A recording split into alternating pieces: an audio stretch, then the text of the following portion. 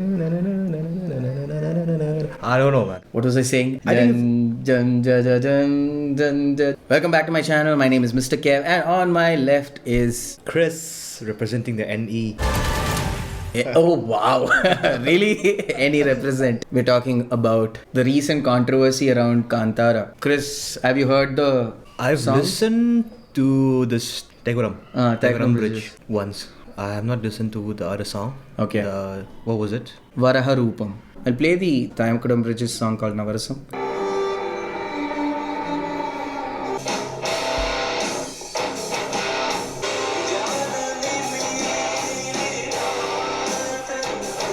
Okay. Varaha Roopam from Kantara.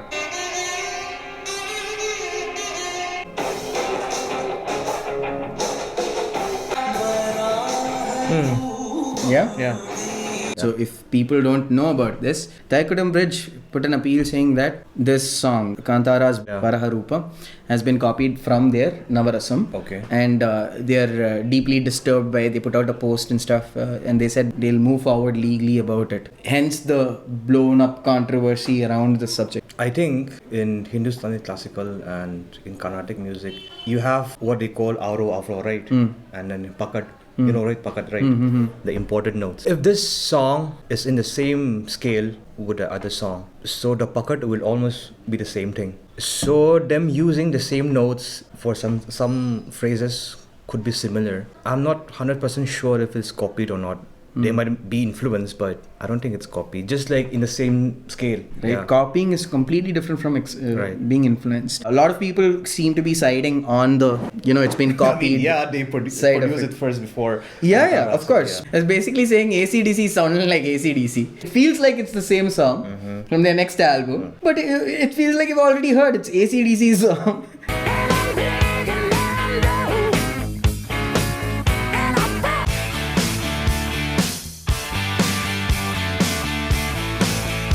It's more or less on the blues scale. Yeah. Songs are different. We are starting to nitpick on basically chords and scales. Right. Do you think that's a factor? What is the... Based on chords, progressions. Like that's... They did that with this fellow. What is that fellow? H. Ram. I didn't know the context behind that. The songs have the same chord progression and same tempo. They do have different melodies. Let's get it on. Darling, I will be loving you till we're 70.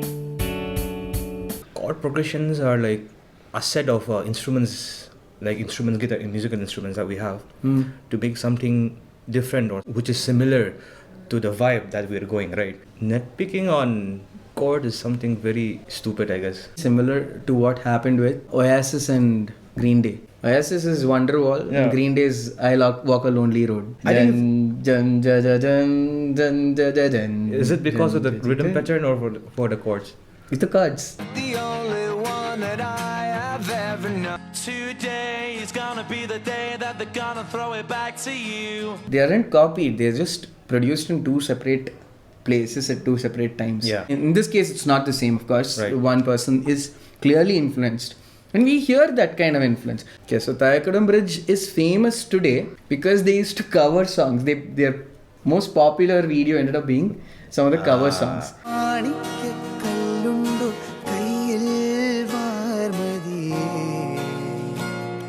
I don't see any of the original composers come at them. Maybe they did pay their dues, but even then, right? Their next claim would be that we did it mentioning that it's a cover, but the difference is here, base of that composition, when you have like one tampura ring kind of a thing going on, like to give you the swara or whatever, that's the constant thing that you're hearing. Right. Just because that is common doesn't make the song copied. So if you start with the same base, sometimes you end up with the same result. So I mean, you have so many chords and notes in one scale. So yeah, even when I make music, let's say I listen to Kanye West, for instance, I might take something from him and turn it into my own stuff. I might take something from him, turn it into my own stuff. Let's say I listen to Kanye West, for instance. So I think that's what they do right here in Kantara song. I don't think that they copied it, but I think they are influenced by the musicality and the texture of the previous song. Do you think for an influence you need to be paid? No, no, I don't think so. Okay, so that's where my question of copyrights come into. Right. How important is copyrights today? How does it matter? For me, it would be like to secure your music, Okay. your sound. Let's say that you have a particular way of doing something.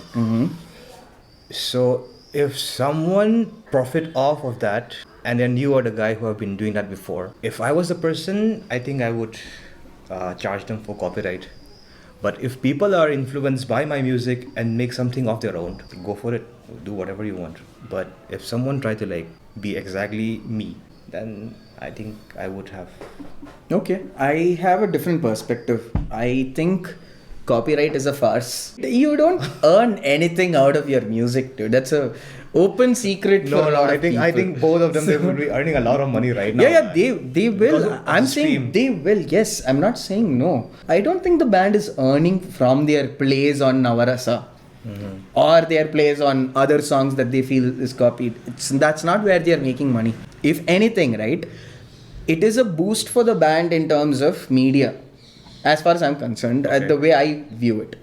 So I think pursuing it is a great opportunity for them. Need you to understand, I'm not staking either sides over here. I'm on the bang middle side saying I don't care about copyrights. I don't care about it because at the end of the day, our process is so mangled that we don't necessarily have a signature but a mixture of signatures put together to create a new identity. The idea in the case of Pulp Fiction that would be kind of cool is to take 3 separate stories and make them be the oldest stories in the book. You know, whether it be Vincent's character, the hoodlum has to go out with the boss's lady, but don't touch her. And there's a whole history of people who have touched her and what happened. In the case of the Bruce Willis story, that's the boxer's supposed to throw the fight and he doesn't, and now the mob's after him. The third story was basically kind of the beginning of at the time of almost every Joel Silver movie. And so I thought, well, what happens if we hung out with them all night long? Even if you are taking up material, see, we don't see Bach coming and basically saying, hey, Maroon 5, you took my song, was it Bach? I don't know, Bach, Mozart, whoever it is.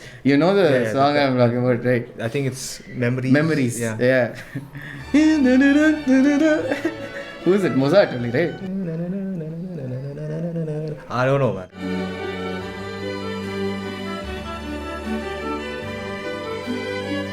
You don't see any of them coming and out of their graves and saying, hey, you copyrighted my... But that's, you have a law, remember? Yeah, That's 60 years. 80 years and 60, 60 years. yeah. Depends on the place. Masters. Okay. I think those are more valuable than your copyrights. And for getting those, you need copyrights, of course. That is the factor that plays into it. And yeah, masters are important because that's what basically gives you Yes. the value to monetize on your Yes. product. Yeah. You know how WWE works, right? Right. You've heard of how their contracts are. No? So they're very messy. In the sense that Hulk Hogan, if he signed a contract with WWE, Hulk Hogan cannot use Hulk Hogan once he leaves WWE. Oh, to sell any merchandise? Any merchandise, nothing. Okay. It's a monopoly of sorts. WWE, they dictate the terms for a lot I of mean, these you have players. that in everywhere, right? Yeah, Even yeah. in music. Yeah, what I'm trying to say Especially is... especially in scoring, film scoring. So it's the production house that keeps the music at the end. So it's not the composers or the producers who've been working there day in, day out for the music to be good.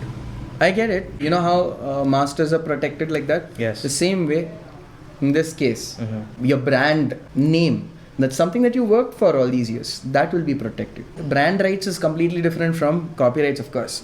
I'm just trying to build a parallel over here for us to have a conversation around it. Copyrights, in my perspective, don't earn money. But what you do with your copyrighted product, that's what earns money. You're selling records. Right. Only if you have copyrights can you sell records. If I view it as a means of license to get to a place, I don't necessarily view it as a thing where you go and tell someone, hey, you ripped off my track. Then nobody else can sell my stuff if I've created it. This is my perspective on it. Then how would you safeguard your intellectual property if... IP is different. Intellectual property is different. Even if you have IP to your product. The moment you create it, the IP is yours as far as Indian law is concerned. I could claim that I was sitting in this room to a song that you created, and I could come tomorrow and claim that you created it in my room. Yeah, because that's how IP things are fought sometimes. So in considering that standpoint, that viewpoint, it's very hard for me to accept copyrights as a means to dispose of someone. I think the era of Anu Malik is gone purely because of internet culture. The means of earning has also changed.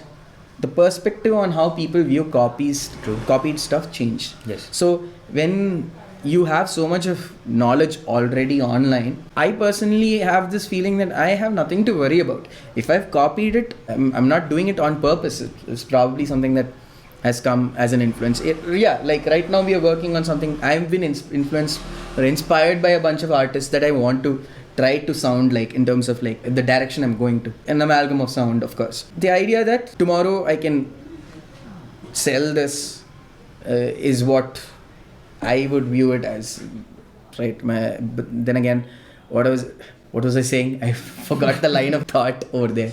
What was it? I don't know. Sorry, hold that thought. Yeah. Remember it. When you have so much of internet space, they already have enough information to prove. Every time a song releases and it's popular song, there is a video up online talking about how it's a copy of another song. Mm-hmm. So since music has become something so global, people find it very difficult to copy, like even copy songs. You have to be master at it to hide that you've copied stuff. So essentially it becomes a new product at the end of the day. It isn't even copy anymore. So it's very grey area over there. I was thinking about something in the same line this morning. So I was listening to this band Polyphia, okay? And then I came to realize that most of their stuff that they're playing, it's complex, yes. But if you break down individually what they're doing, it's very, very simple. It could be like hybrid picking, and then one slide, and then maybe one run that is like could be a sweep. So individually you can do it if you are a good enough guitarist. But stitching it together would be very difficult. You being jack of all trades is the new master of everything, because we have so much content that we get influenced by, and then you making something new from whatever it is. I think that's like a very Gen Z thing, I guess. Like that's what, because of the content that we're having now in the. I agree. In terms of like, not just creation, dude. I think in general, when modern producers are producing, we all use a lot of samples, and of course, a lot of other people use the same samples. And there are several cases of that. There are several cases of popular songs being called copies because of using the same sample. Every heart that I held before, I was sure to break it. Come and pick me up, no headlights. So how do you distinguish? Then a DJ would be seen as somebody who rips off everybody else. An electronic music producer would be seen as somebody who's ripping off of somebody else's life. But that's not what the art community is about. It's more about sharing the idea and then promoting another idea so that we can build on it together. So the more we build on it, of course, we are all growing together. It gives both Kantara and Thaikkudam Bridge a lot of space in the media. Yes. Thaikkudam Bridge, of course, deserves its audience and, of course, the love for the art. Get to reach more people through their music and stuff. But even then, I cannot stand by and be like, yeah, it's okay. If you were in the spot of Thaikkudam Bridge, would you pursue this? If people listen to my music and they get something out of it, I'll be more than happy to help them out myself. Saying that, why don't you contact me? I can actually help you what I did with this to make your sound which better than mine, or maybe like whatever they want. I would definitely say that this is not a copyright, but rather an influence by the composer who made the Kantara song. It isn't a copy, dude. I don't view it as a copy. If that's the case, then every other DJ it shouldn't be paid. I mean, like almost everything sounds the same now if you think about it. Listen to rap, trap songs, almost have all the same beat going on. Country songs, dude, all of them today sound the same. They love one electronic Product of the South, all I do is act. snap and one No, kick. I love even though I love Bro, rap, country rap. If you roll with me, yeah, you know we rollin' hop. I love hip hop. I love EDM. Even EDM sounds almost the same thing to me right now. But you have like some exceptional artists who defines their music in different way. But almost all Kind of EDMs kind of sound similar. I won't say everything, but almost everything. They get influenced by each other and they work together. If this was in a parallel universe, they would have. I'm not legally speaking here, but personally speaking, I wouldn't pursue it because it's clearly an influence more than anything else. So yeah, man, that's about it for today's episode. I'll catch you on another. Yeah? Yeah. You have a sign-off phrase that you want to use? Can you please look into the camera and threaten people if they don't subscribe, they'll die? Please subscribe to this channel or else you'll be the next one to get copyrighted.